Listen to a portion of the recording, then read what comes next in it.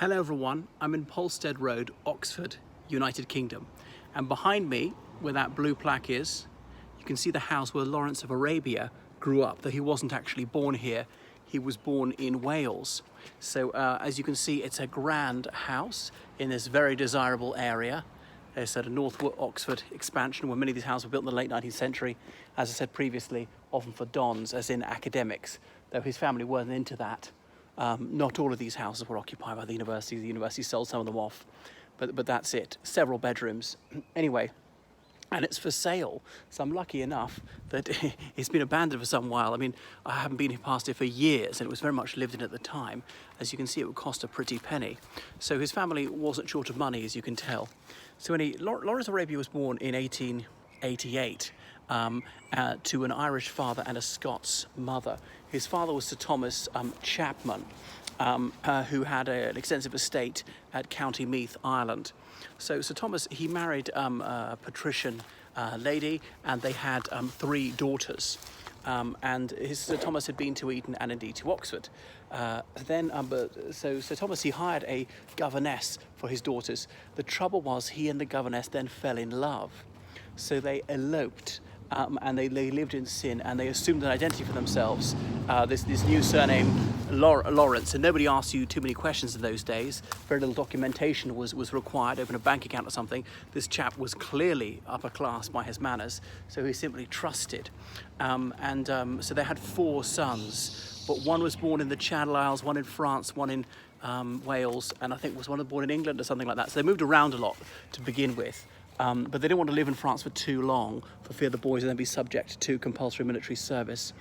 And so they were living under this false name in Oxford. If he wanted to remain anonymous, he couldn't have chosen a worse place. Being an Oxonian himself, quite a few of the dons would recognise him. And Oxford is a much smaller place back then. It's got a population of 150,000 now. It'd be a fraction of that in the 1890s when they moved here. Look at that dog travelling in style. I've got to show you this when it goes by. Is that a lucky pooch or what? Lawrence of Arabia, he went to Oxford High School for Boys. It no longer exists. It was a library last time I checked. It closed in the 1960s. The Oxford High School for Girls still exists. So it was right in the city centre on New and Hall Street. So he was academically able.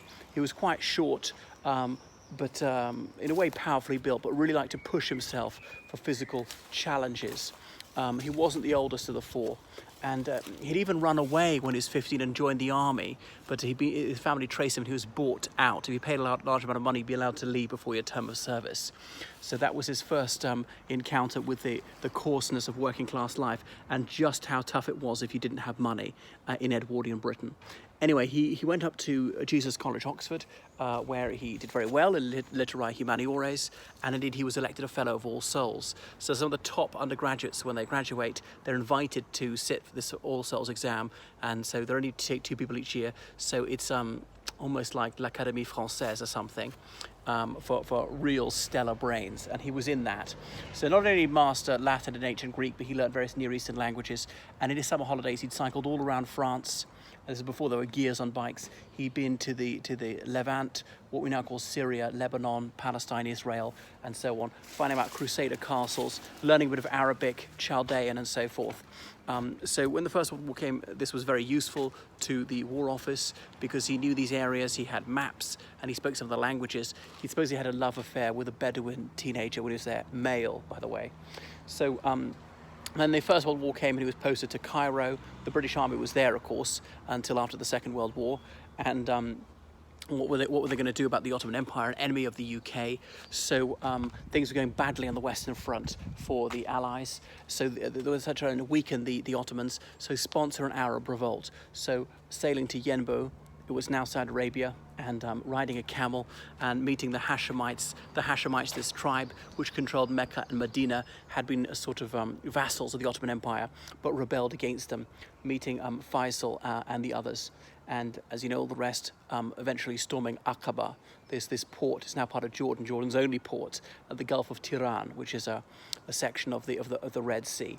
So there was a talk about uniting all of Araby, but the British and French didn't really want to do that. There was a Sykes-Picot agreement made between two British diplomats agreeing that once the Ottoman Empire was defeated, they would carve up some of it, Syria and Lebanon to France, Palestine, Transjordan and Iraq to the United Kingdom. But the Hijaz is now part of Saudi Arabia. That could be independent, but they would have various Hashemite princelings on the throne of Transjordan and Iraq. Anyway, so mostly it was successful. However,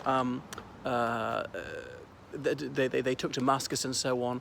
But towards the end of the war, Lawrence of Arabia, he felt guilty. He felt that his Arab comrades had been duped. They'd fought for independence and they weren't going to get it. Certainly not a united Arab world. Well, it still doesn't exist. So he was lionized by the British media, partly because they needed a victory. Finally, something was going well, defeating the enemy for very few British losses. Some people say his role was hugely exaggerated, that the Arabs largely did it for themselves. There were several other British and French officers who assisted them. He spoke absolutely flawless Arabic, and he dressed as an Arab. He didn't actually convert to Islam.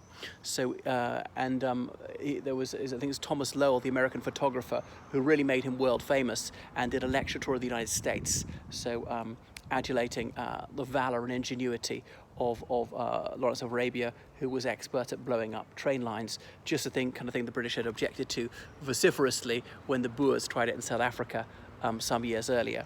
So he tried to then become a bit anonymous after the war, changing his surname to Shaw, though he did produce two very well received memoirs of his war service, Revolt in the Desert and The Seven Pillars of Wisdom, one of which begins with the immortal line, "The heat of Arabia came out to meet like a drawn sword."